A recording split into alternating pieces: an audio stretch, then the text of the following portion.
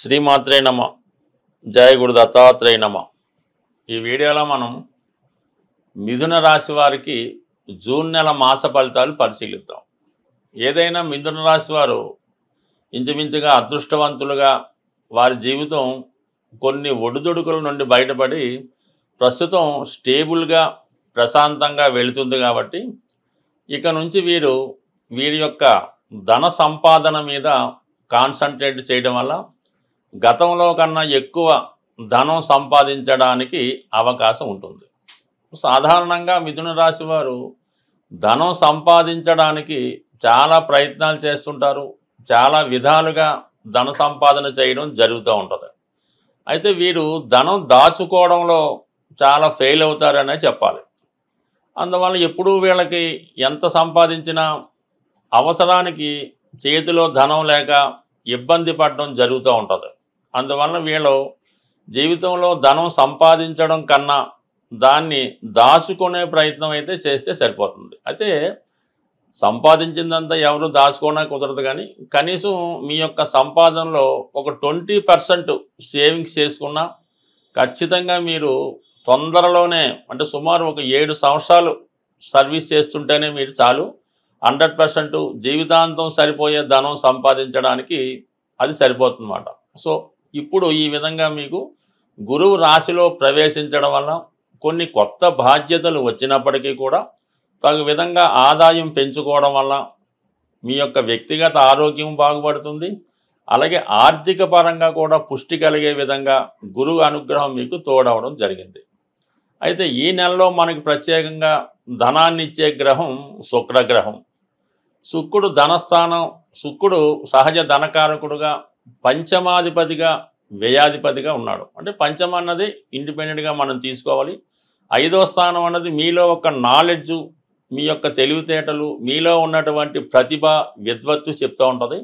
అలాగే మీ మానసికంగా మీరు ఏదైతే పెంచి పోషిస్తూ ఉంటారో ఒక వ్యాపారం అనుకోవచ్చు, దానివల్ల, అలాగే మీ యొక్క సంతానం వల్ల, ముఖ్యంగా శుక్రుడు 5లో ఉన్నప్పుడు మీకు స్త్రీ సంతానం ఉంటే వారి ద్వారా మీకు భాగ్యోదయం అయ్యే అవకాశం ఉంది. అంటే మగపిల్లలన్నా పర్లేదు, ఏదన్నా సంతానం యొక్క సహకారం, వారి యొక్క సలహాతో మీరు అభివృద్ధి చెందడానికి కారణమవుతూ ఉంటుంది. లాభస్థానంలో శుక్రుడు తన కారకత్వాల ద్వారా, అంటే భార్య ద్వారా, స్త్రీల ద్వారా, తల్లిగారి ద్వారా, అలాగే మీలో ఉన్నటువంటి తెలివితేటల సంపాదన పెరుగుతుంది. అలాగే ఎంటర్టైన్మెంట్ రంగంలో ఉన్నవారు కానీ, ఫైనాన్స్ రంగంలో ఉన్నవారు కానీ, అలాగే సాఫ్ట్వేర్ రంగంలో ఉన్నవారికి అనూహ్యంగా వారి యొక్క ఆదాయం పెరుగుతుంది. ఈ సమయంలో మీరు ఏదైనా ఇంటర్వ్యూకి సెలెక్ట్ అవ్వాలన్నా, కొత్తగా మిమ్మల్ని ప్రజెంట్ చేసుకోవాలన్న అనుకూలంగా ఉంటుంది. ముఖ్యంగా టీవీ, మీడియా, సినిమా రంగంలో ఉన్న వాళ్ళకి, ఎస్పెషల్లీ సినిమా రంగంలో టెక్నికల్ రంగంలో ఉన్న వాళ్ళకి, యానిమేషన్ అవ్వచ్చు, డైరెక్టర్స్ అవ్వచ్చు, ముఖ్యంగా రైటర్స్ అవ్వచ్చు, వారికి మంచి అవకాశాలు రావడం జరుగుతుంది. గతంలో మీరు తయారు చేసుకున్న మీ ప్రాజెక్టుకి ఇప్పుడు గుర్తింపు రావడం వల్ల అనూహ్యంగా దాని యొక్క ప్రతిఫలం మీ సమయంలో పొందడం జరుగుతూ ఉంటుంది. ఎస్పెషల్లీ మీరు ఇప్పుడు ఏదైనా మీ యొక్క రంగాన్ని, అంటే మీ యొక్క ప్లాట్ఫారాన్ని మార్చుకోవడానికి శని భగవానుడు చాలా అనుకూలంగా ఉండడం జరిగింది. మీకు శని మిత్రగ్రహం, అష్టమ భాగ్యాధిపతి అవ్వడం వల్ల స్లో అండ్ స్టడీగా ధనం సంపాదించాలి అనుకున్న వారికి శనిగ్రహం సహకరించడం జరుగుతూ ఉంటుంది. అటు శని భగవానుడు దశమ స్థానంలో మీనరాశిలో సంచరించడం వల్ల కంపల్సరిగా మీ యొక్క ఉద్యోగం యొక్క ప్లేస్ మారడం జరుగుతుంటుంది. అంటే అది విదేశ ప్రయత్నాలు కావచ్చు, ఒక ప్రాంతం నుంచి వేరే ప్రాంతానికి కూడా మారే అవకాశం ఉంది. అందువల్ల మీ ఉద్యోగ పరిస్థితులు మారుతాయి, ఉద్యోగం ప్లేస్ మారుతుంది. అలాగే దూర ప్రాంత ప్రయాణాలు చేస్తారు, ఉద్యోగంలో ఇన్వెస్ట్మెంట్ చేయడం జరుగుతుంది. కొంతమంది ఏదైనా వ్యాపారం చేద్దాం అనుకున్న వాళ్ళు ఇది అనుకూలమైనటువంటి సమయం. సో ఏదైనా అటు ఆధ్యాత్మిక రంగంలో ఉన్న వాళ్ళకి, అలాగే టెక్నికల్ రంగంలో ఉన్న వాళ్ళకి ఇది చాలా అనుకూలించే గ్రహం. ముఖ్యంగా హాస్పిటల్స్, ఆశ్రమ పాఠశాలలు, ఎడ్యుకేషన్ సంస్థలు నిర్వహిస్తున్న వాళ్ళకి చాలా మంచి అవకాశాలు రావడం జరుగుతుంది. దానికి అనుగుణంగానే మీకు నేమ్ అండ్ ఫేమ్ రావడం కూడా జరుగుతుంది. ఇది ఈ విధంగా ఉంటే, రాహు 9వ స్థానంలో ఉండడం వల్ల మీ యొక్క టెక్నాలజీని ఎంటర్టైన్మెంట్గా కంప్లీట్గా మార్చుకుంటారు. కొన్ని సెంటిమెంట్లను పక్కన పెట్టి నిర్దాక్షిణ్యంగా కొన్ని కొత్త ప్రయత్నాలు, కొత్త నిర్ణయాలు చేయడం జరుగుతుంది. అంటే కొత్త వాటికి ఎంకరేజ్ చేయడం, పాత వాటికి స్వస్తి చెప్పడం జరుగుతూ ఉంటుంది. బట్ ఏదైనా మీ యొక్క టెక్నాలజీని మార్చుకుంటారు.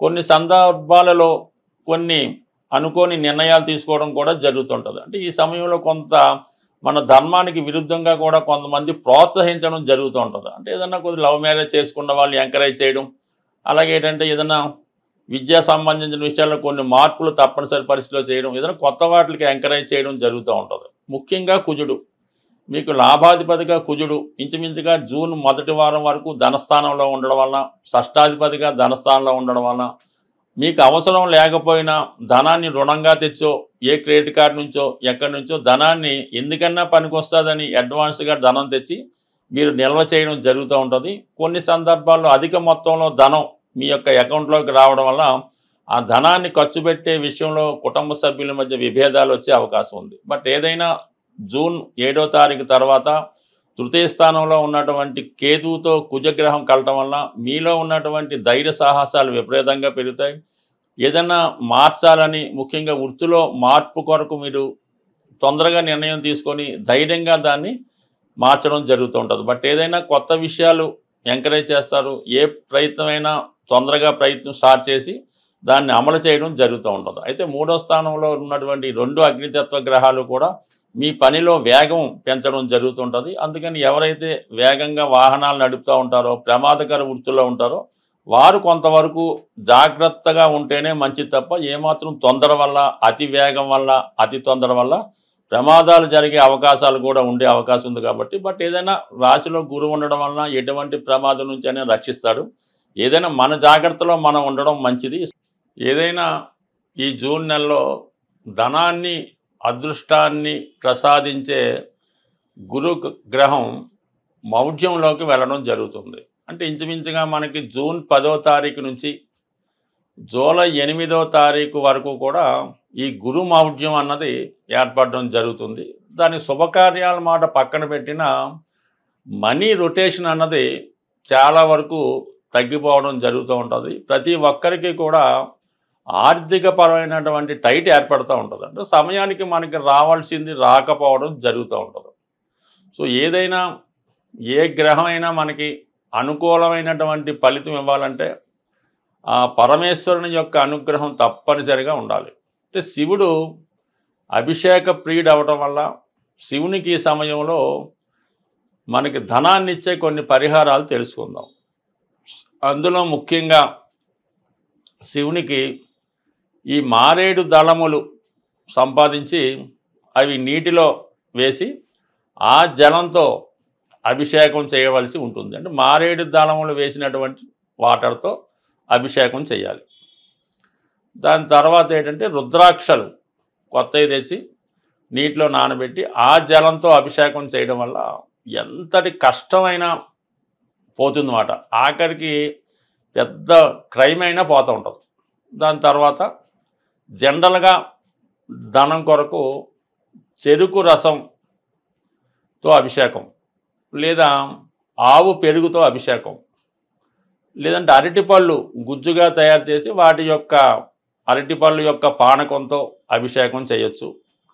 దీని తర్వాత ఏంటంటే లక్ష్మీ అమ్మవారికి శుక్రవారం రోజు ఎరుపు రంగు పూలతో అలంకరించి పూలదండ వేసి మరి చలిమిడి, వడపప్పు, పానకం నైవేద్యంగా పెట్టి ఈ ప్రసాదాన్ని ముత్తైదువులకి, కన్య పిల్లలకి, 12 సంవత్సరాల లోపు పిల్లలకి మీరు వాళ్ళకి ప్రసాదం ఇవ్వటం వల్ల, అంటే ప్రసాదం అంటే ఏదో కాకుండా సంతృప్తికరంగా ఒక ప్లేట్లో చక్కగా ఈ వడపప్పు, చలిమిడి, పానకం వేసి హ్యాపీగా తినేలాగా పెడితే కంపల్సరీగా మీకు ఆ ఫలితం రావడం జరుగుతూ ఉంటుంది.